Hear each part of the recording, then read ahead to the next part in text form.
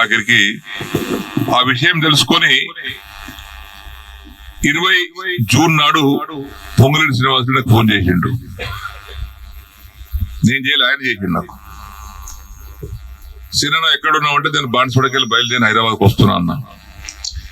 నీకు ఏదో ప్రాబ్లం ఉన్నాయని చెప్పినవాట కదా మన రేవంత్ రెడ్డి గారి తమ్ముతో. అవును చెప్పిన. మా భాస్కర్ తోలేసి, నేను పోలే, భాస్కర్ తోలేసి. మరి సాయంత్రం ఇంటికి వస్తారా, ఉంటావా అన్నాడు. మరి ముఖ్యమంత్రి గారే వస్తున్నారంటే నేను ఎందుకు రావద్దంట? రండి అన్న. వచ్చాడు. నేను 6 గంటలకు చేరుకుని 6:30కు వచ్చాడు. నీకేమేమైనా సమస్యలు ఉన్నాయంటే నాకు డబుల్ బెడ్రూమ్ ఒక 70 కోట్లు ఇవ్వాలి, కార్యకర్త చేసినటువంటి పనులు ఒక 100 కోట్లు ఇవ్వాలి, రెసిడెన్షియల్ స్కూల్ పని బంద్ అయింది దానికి పైసలు ఇవ్వాలి, దవాఖానా పైసలు పని బంద్ అయింది దానికి ఇవ్వాలి, ఆడ సిద్ధాపూర్ చెరువు పని బంద్ అయ్యి దానికి పని జాగాలి, లిఫ్ట్ ఇరిగేషన్ పనులు బంద్ అయిన ఇది జాగాలి, కోటగిరిలో దవాఖానా పని బంద్ అయింది అది జాగాలి, వన్నిలో దవాఖానా పని బంద్ అయింది అది జాగాలి. మరి ఇవన్నీ నాకు ఆగిరినంటే టక్కన ఫోన్ సీఎంతో కలిపాడు. ఫోన్ మాట్లాడు సీఎం అవుతుంటే ఇప్పుడు ఎందుకన్నా రేపు తర్వాత మాట్లాడదాం, లేదు మాట్లాడు ఇచ్చాడు.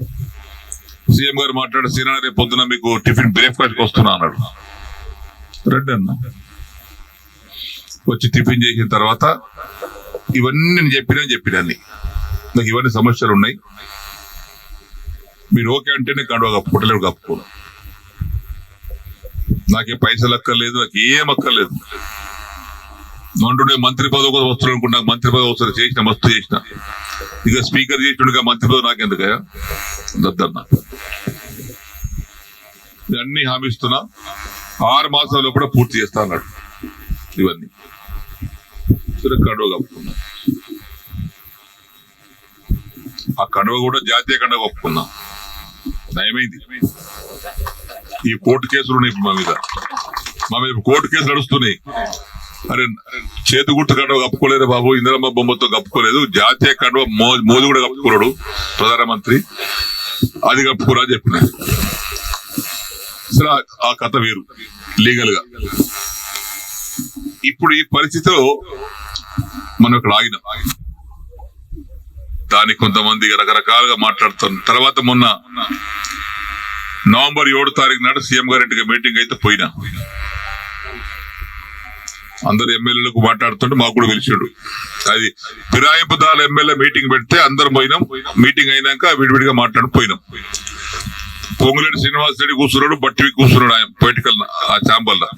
నేను పోయి శ్రీనివాసరెడ్డి రేవంత్ రెడ్డి గారు లేచాడు, కూర్చోసేనని అన్నాడు. ఒకటి అడిగితే సమాధానం చెప్పినా కూర్చుంటా అన్న. ఏందన్నాడు, నేను నీకు 21 జూన్ నాడు నాకు కండువ కప్పిన రోజు నాకేమైనా పైసలు ఇచ్చినావా, నన్ను ఏమైనా కొన్నావా, కట్లట్టు కొన్నావా చెప్పు, నాకేమైనా ఇద్దరు అందరు ఉన్నారు, నన్ను ఏమన్నా నా ఎమ్మెల్యేషిప్ కొన్నావా, నన్ను కొన్నావా చెప్పు, నేను అమ్ముడు పోయినా నీకని చెప్పిన. లేదు పోలేదు, ఇయ్యలేదు. నేను దేనికోసం వచ్చిన, ఈ సమస్యల కోసం వచ్చిన. ఏమైనా అయిందా, ఏం కాలేదా, ఏమైంది 100 కోట్లు ఎస్డిఎఫ్ ఉంటే 30 కోట్లు ఇచ్చారు, తర్వాత బంద్. దగ్గర 70 కోట్లు డబుల్ బెడ్రూమ్ ఉంటే 20 కోట్లు ఇచ్చి 25 కోట్లు ఇచ్చి 45 కోట్లు ఇవ్వాలి, బంద్. పనులన్నీ పేమెంట్ లేక ఆగిపోతున్నాయి. ఆ కాంట్రాక్ట్ పని చేయమంటే పేమెంట్ ఇవ్వమని అంటున్నాడు. దవాఖానా బాన్సుడు బంద్ అయింది, కోర్టు దవాఖానా బంద్ అయింది. సిద్ధపరిచార వారి కాంట్రాక్ట్ 40 కోట్లు ఇవ్వాలి, వాడు బంద్ చేసిండు. మరి వీటి కోసం వచ్చినాయి కదా నేను. లేదా బట్టి గారు చిన్న దగ్గరికి ఇలా లిస్ట్ మొత్తం తీసుకోండి, ఆ లిస్టు తీసుకొని 2 సార్లు ఇచ్చేయండి, ఒకసారి కాదు కానీ. ఇక పొంగులేటి గారు ఆ లిస్ట్ తీసుకోండి, 2 సార్లు మీరు ఇచ్చేయండి. ఇచ్చిన తెల్లారి ఫోన్ చేస్తే బట్టి లేవట్టాడు, పొంగులేటి లేవట్టాడు. ఏమని చెప్పుకోను నేను. ఇక మళ్ళీ అసెంబ్లీ జరుగుతుంది జనవరి 4 తారీఖు నాడు. ఆ ఛాంబర్ తీసుకుపోయి లోపల తీసుకుపోయి మీరు చెప్పారు కానీ బట్టి ఇవ్వలేదు, పొంగులేటి ఇవ్వలేదు, నాకు రూపాయి ఇవ్వలేదు. రూపాయి ఇవ్వలేదా? ఇవ్వలేదు. వేమ నరేందర్ రెడ్డి గారు బయట పిలిచాడు. వేమన్నా సీనన్న బాధపడుతున్నాడు, అది ఇంకా పేమెంట్ కాలేదట, నువ్వన్నా మార్చిలో కూడా 3 విడతలు ఇప్పి. సరే ఆయన తీసుకుని ఆయన వెళ్ళిపోయాడు. తెల్లారి వేయం నరేంద్ర ఫోన్ చేస్తే ఆయన లేపడు. 50 సార్లు చేసిన ఒకసారి కాదు, 50 సార్లు లేపడు. మళ్ళా మొన్న మార్చి అసెంబ్లీలో జరుగుతుంటే మళ్ళా పోయారు ఛాంబర్, మన అసెంబ్లీలో కూర్చున్న సీటు డబుల్ ఉంటుంది అయింది అని గంట పద చెప్తున్నాను. ఎవడు నాకు చెప్పాల్సిన అవసరం లేదు, నేనే సాక్ష్యం. అన్నం పెట్టుకుని పరిస్థితి కష్టం కదా. అయితే రాజకీయ పరిణామాల వల్ల కొంతమంది దౌర్భాగ్యాలు చేసినటువంటి బాధల వల్ల నేను కొంత నిర్ణయం తీసుకొని మారాల్సి వచ్చింది. ఉదాహరణకు నేను ఎమ్మెల్యే సేవలాల్ మహారాజు జయంతి జరుపుతారు ప్రతి సంవత్సరం. ఎమ్మెల్యేగా నేను పోయి భోగి బండారు ముట్టేయాలి. నేను ప్రోటోకాల్ అది. అక్కడ పోతే నాతో ఓడిపోయినటువంటి దరిద్రుడు 50 మంది తీసుకొచ్చుకొని వాడు ఇష్టం వచ్చిన స్లోగన్స్ ఇచ్చారు, డిస్టర్బ్ చేశారు. నేను రాకపోతే 10 నిమిషాలు ఆగిన వస్తుండంటే కూడా, కానీ ఆ గౌరవాన్ని స్వీకరించకుండా అల్లరి మూకలంతా కలిసి అల్లరి చేశారు. నేను బద్యనాయక్ వేదిక ఉంటే బద్యనాయక్ మైక్ పడేసి నడు సార్ ఇలా బుద్ధి రాదని చెప్పి వెళ్ళిపోయారు.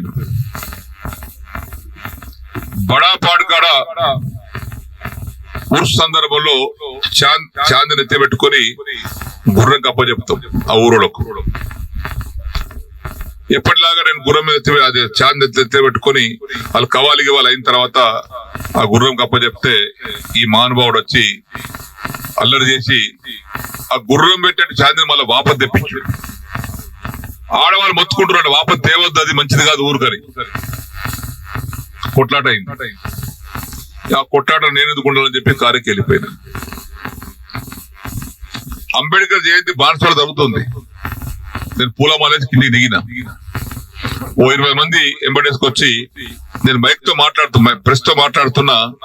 ప్రెస్ తో మాట్లాడేయకుండా చౌకాడు వచ్చి అల్లరి చేస్తున్నారు. ఇక్కడే పక్కకు డిస్టర్బ్ చేస్తున్నారు ప్రెస్ తో మాట్లాడేయకుండా.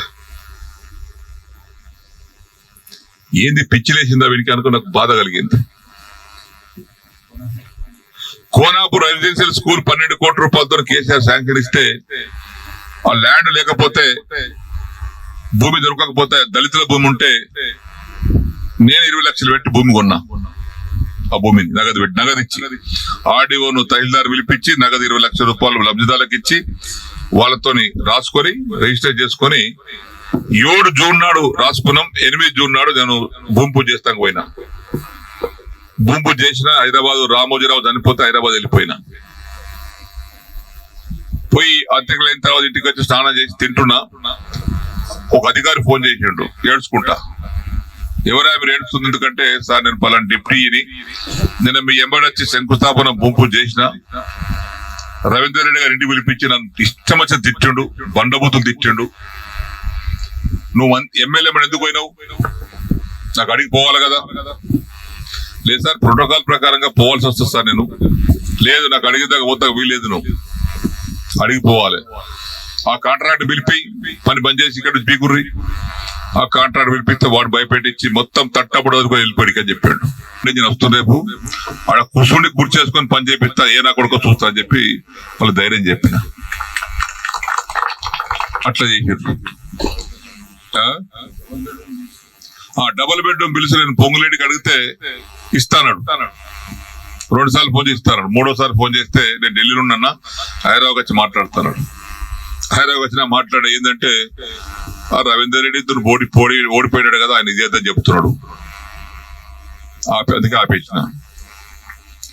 ఈ రోడ్లు దుర్కి నుంచి బీర్కూర్ రోడ్డు వైడనింగ్, నసలాబాద్ నుంచి బైరాపూర్ మీదుగా పోతంగల్ వరకు double road, Varni Tagilapalli Kotagi double road, Chandur Lakshmapur Jalalpur double road, Rudrur Boppapur Bhavanpet double road, Varni Ganpur Varni double road 76 కోట్లు శాంక్షన్ చేసి టెండర్ పిలిపిస్తే ఆ టెండర్ క్యాన్సిల్ చేసేసి కోమటిరెడ్డి వెంకరెడ్డి దగ్గరకు పోయి కుసుండి క్యాన్సిల్ చేయించాడు. పని స్టార్ట్ చేస్తే కూడా చేయనీయాలి. కోమటిరెడ్డి వెంకరెడ్డి దగ్గరకు పోయి అధికారులు చెప్పినట్టే టెండర్ అయింది సార్, అది క్యాన్సిల్ చేయొద్దంటే లేదా చేయించారు 76 కోట్లు. ఇప్పటికల్లా వర్ణి మన బీరుకు దురికి రోడ్ డబుల్ అయిపోతుండే 2 నెలల కింద. ఎన్ని చేయాలని అన్నంగా వేశారు. తీరా నేను